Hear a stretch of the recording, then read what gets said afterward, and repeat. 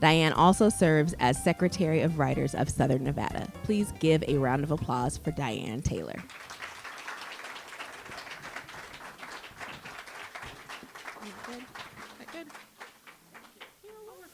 Okay. This true story is called Advice. For most of my life, I'm going to start this again.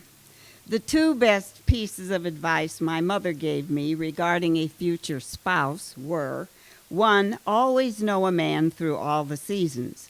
The physique that looks so good at the beach might not be able to hold a conversation on a long winter night.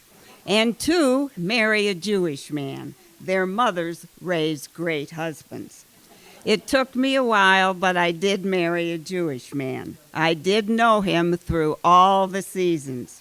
And I have to agree, my husband's mother, Ethel, was some kind of teacher. Ethel was a good cook. My husband was a wonderful cook. Ethel had a lovely sense of humor. My husband was great fun. Ethel taught her son to take orders.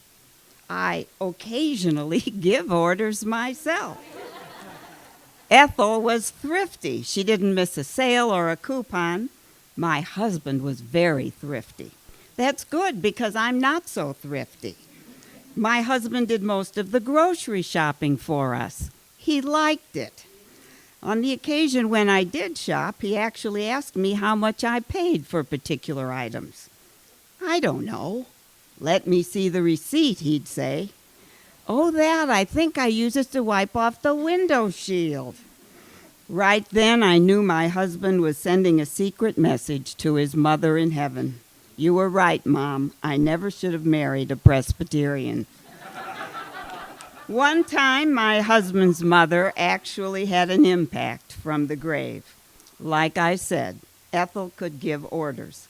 As she became increasingly frail, she told her two sons that if she passed away, she definitely wanted to be buried in the particular pretty pink dress her late husband always admired. Following orders after Ethel was sent to a nursing home, one of her two sons always had the pink dress ready and waiting. If my husband were out of town, his brother had the dress. If his brother were on vacation, my husband had the dress. They called the back and forth deliveries the Pink Dress Express. Ultimately, sadly, Ethel passed away long after most of her friends and family. She had, therefore, prepaid for graveside services only. My husband dutifully delivered the pink dress to the funeral home. A private closed casket burial was held on a beautiful afternoon in Chicago.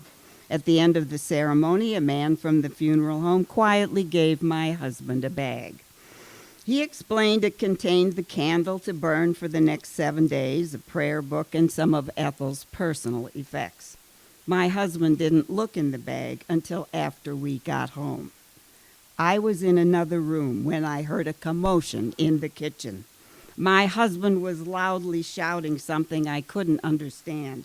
Was he hurt? What happened? I ran into the kitchen and saw the contents of the bag on the kitchen counter. In addition to the candle, there was the pink dress, the one Ethel should have worn in posterity. My husband went into action. He phoned his brother, and the two of them decided right then to call the funeral home and wake up someone in charge. This error must be corrected. Early the next week, Ethel was brought up from the ground, redressed, and another ceremony was held. This time, the sons did lift the lid of the casket to make sure their mother was in her pink dress. She was. They might also have seen just a hint of a smile on Ethel's face. Her sons had come through for her as ordered, and Ethel received 2 prepaid burials for the price of 1.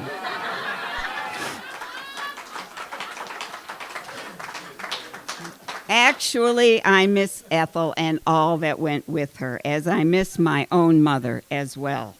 Where do we as adults go for advice?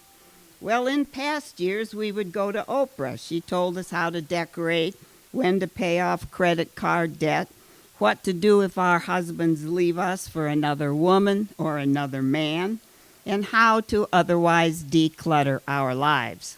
I'm too far along in life myself to make many changes now, but here is one piece of wisdom that I have taken to heart. It's something my mother and my husband's mother might have overlooked. This advice actually comes from Oprah's website. A very big purse will make your butt look smaller. Thank you.